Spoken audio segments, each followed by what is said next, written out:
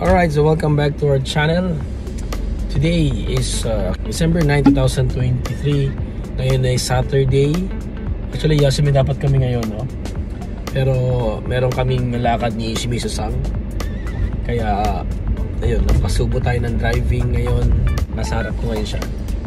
Yan. Actually, bumili siya ng sasakyan. And kailangan niya ng isang katulong para pagkapunta niya dito sa Chiryo. Actually, Chiryo kami nagpunta kanina. Punta ng Chiryo, kukunin niya yung Daisha. Actually, hindi pa niya makukuha yung ano yun. Hindi pa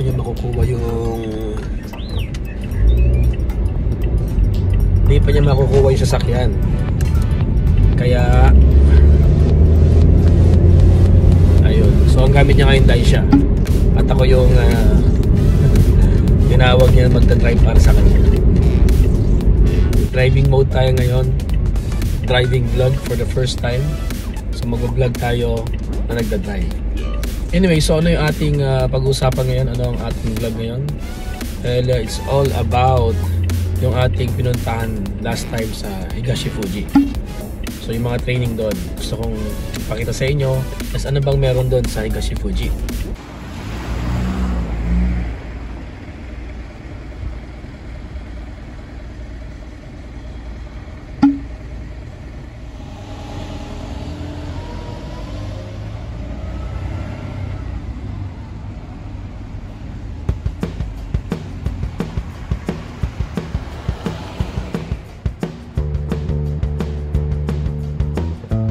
From there, Toyohashi, darating ako sa Iwanami, Iwanami Eki ng around 9:30, more or less na 9:30. Then from there, magta-taxi tayo. Then pagdating doon, hihintayin natin yung trainees na magti-training doon. So actually, hindi namin siya regular na hawak. Parang yung 4 days lang na training na yon, doon ko lang sila makakasama. So pagdating ng mga trainees, bibigay sa kanila yung susi ng kanilang room. Then susukat sila ng uniform and sapatos. So doon ibibigay sa kanila yung isusutin nila for 4 days. Yun. So ganun din kami, ganun din mga interpreters. Kung ano yung susuot nilang uniform, yun din yung susuotin namin. Ang pagkain doon sa Higashi Fuji actually ay libre. Wala kaming binabayaran, wala kaming masyadong talagang ginagastos doon. Kasi hindi ka na rin makakaisip ng magmerienda eh. Kasi sobrang dami ng servings and talaga namang napakasarap ng mga pagkain doon. Start na ng session nila after lunch. So meron na silang Jiko Shokai. And ganun din yung mga sensei, mga interpreter, mapapakilala din isa-isa. Kaya masaya. After ng Jiko Shokai, start na ng official training, mga lecture. So, hanggat maaari itong gagamitin ninyo yung mga sagot. Huwag lang yung basta dahil jobo. Kasi siyempre sa atin, di ba, pagka okay lang ba kayo? Ay, okay lang. Sa either okay yun, hindi, di ba? Sa atin sa Pinas. Ngayon dito, pagka may mismong specific ang sagot ninyo, sabihin nyo lang, Yoy des. Okay ako. Yoy. Genki des. Yan ang gamitin ninyo.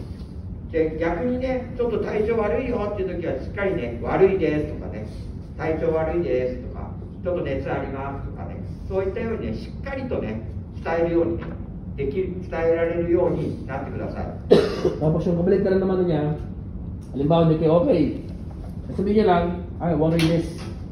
Worry lang. Worry des. Sasabihin nyo. Tapos sabihin nyo, kung meron kayong netsu o meron kayong lagnat, sasabihin nyo lang yun sa inyong mga ano. Huwag yung sa jobo des, ang dami. Yoy des, genki des, or worry des. So more on lecture that time, yung mga safety, yun yung mga di-discuss nila. Yung mga gusto mag-karaoke na mga jishusei, yun may chance sila makapag-karaoke doon. Kasi sa building na yon meron doon karaoke room. Yun, di ba, saya ng training nila doon.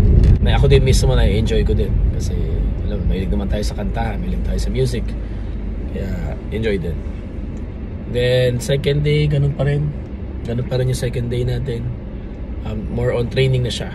Start na ng training at yung mga practical training.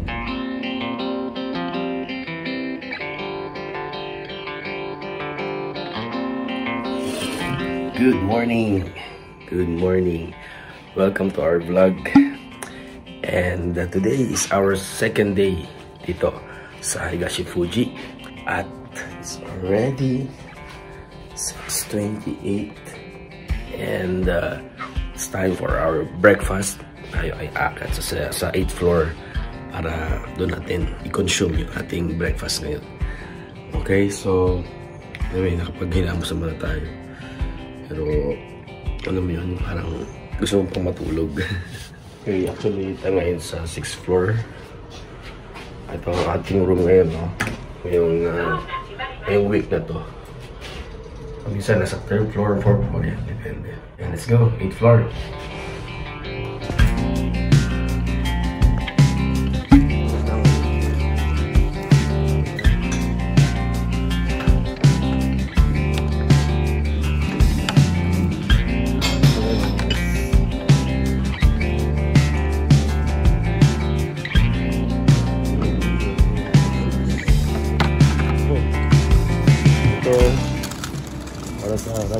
Ay, kala ko para dito.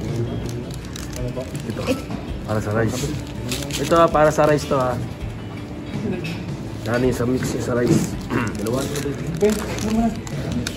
Pati ako mismo actually marami akong natututunan diyan sa Higashi Fuji na yan. Kaya gusto ko na mag-mekaniko din eh. Kasi sobrang, alam niyo yun, napaka-educational nung training doon.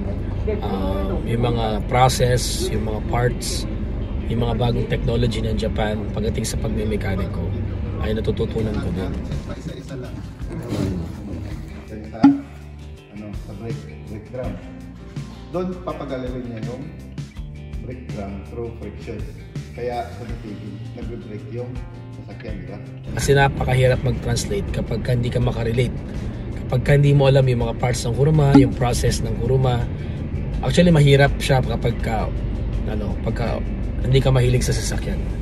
Kaya malaking bagay din pagka mahilig ka sa sasakyan eh. Pag ikaw ay na-assign doon mismo. Hindi na rin mag-grease. Hindi na? Hindi na. Ang ano mo lang, di ba, sabi ni Sensei, ano? Sukatin lang yung brake pad. Oo.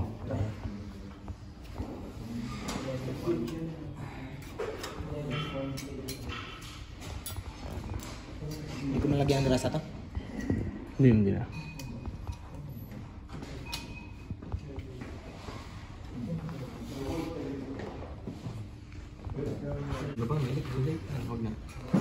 Milik ba talaga? Okay. Lagay mo na sa ano. Sorry. Ang ikukot niyan lang pa.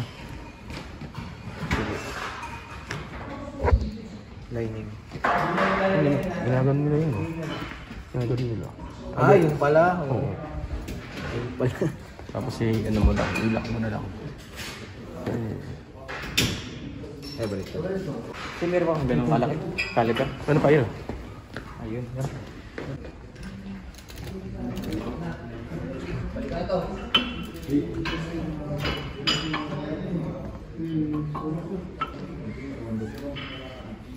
Kaya nga buti na lang meron akong idea ay pati yung pagsusukat paggamit yung vernier caliper. Alam niyo ba yung vernier caliper?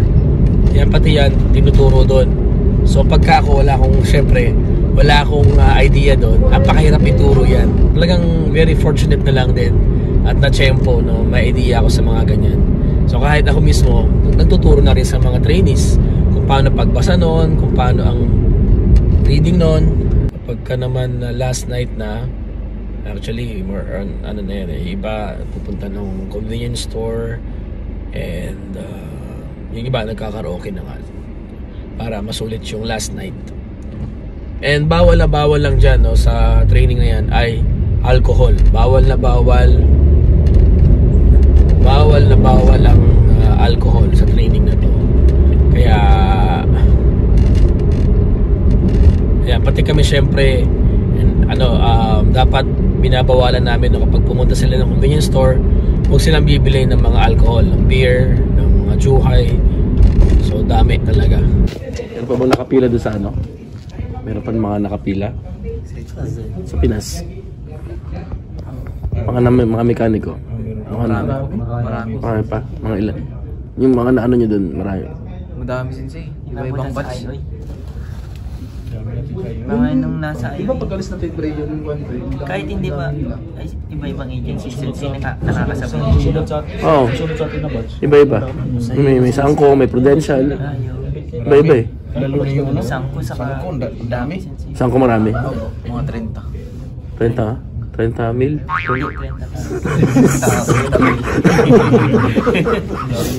Tigil na kayo dito. Kasi marami. Nakakala ko 30 mil. Ha? Ilan? Isang mabigat na session. Tapos susulat na ng ano, kinukubo. Ay, kinukubo na. Last na. Yung magiging tayo yung Mary. Ang buti kaya sensei, isang oras. Ito naman. Yan ang target. Sana isang oras. Sana. Kung mabilis kayo. Meron naman diskarte si Sensei dyan eh. Para mapabilis. Tapos habulin pa natin na ano, kung sakasali daw, kung may oras pa, pwede kayo mag-picture-picture. Mahabol yun. Sports car? Pwede kayo mag-picture doon sa sasakyan ko, no? Yung DG4 eh. Yung sensei talaga. Yung ta. Di ba sa mirror na lang yung sa akin? Sa mirror. Okay na yun sa mirror. Last day namin, check out ng around 8:30 in the morning. Pagka-check out, susurrender namin yung susi in the morning pa lang. Then, yung mga gamit, nandun na sa lecture room. Wala na dun sa mismong bedroom. Yung fourth day ay yung pinaka-busy na training yan. Kasi more on actual na yan eh. And hanggat maaari, maituro pa rin na maayos ng sensei yung mga yung mga kailangan niya ituro. Tapos doon magpi-picture taking sa baba, no, doon sa mga magagarang mga gwapong sasakyan, no, mga nandoon sa baba. So pagka nagpicture na doon, yun na. Magbibigay na ng certificate. After magbigay ng certificate, magbibigay lang ng mensahe yung kanilang sensei. Then bye-bye time na. であとさっきね上から入れなかったキャタリックコンバーターここにあります Yung sinasabi kaninang catalytic converter, nandito yun. これのダメージチェックはいラスト Yung hanggang sa iso na sila mag-aisanso. 3クリップ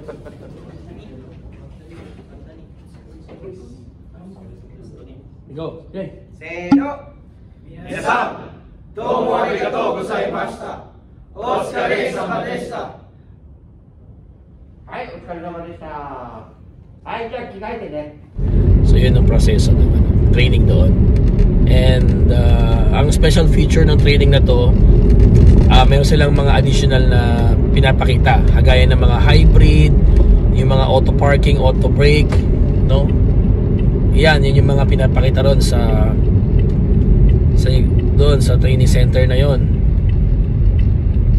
Pati nga yung yung Mirai, no? Kung alam niyo yung Mirai, yun yung hydrogen na siya mismo nagke-create ng electricity, no, para siya ay umandar. So yun lang yung ating discuss ngayon kasi medyo mahaba pa yung ating biyahe from here hanggang Toyohashi. So maraming salamat, no? Thank you for joining us. Thank you for sa inyong patience, no, sa ating vlog ngayon. And sa mga hindi pa naka-subscribe sa ating channel, i-click nyo na yung subscribe button niya sa baba at pati na rin ng bell button para ma-notify kayo sa lahat ng aming mga uploads. And always remember guys, everything happens for a reason. God is good. Keep on smiling. Sayonara.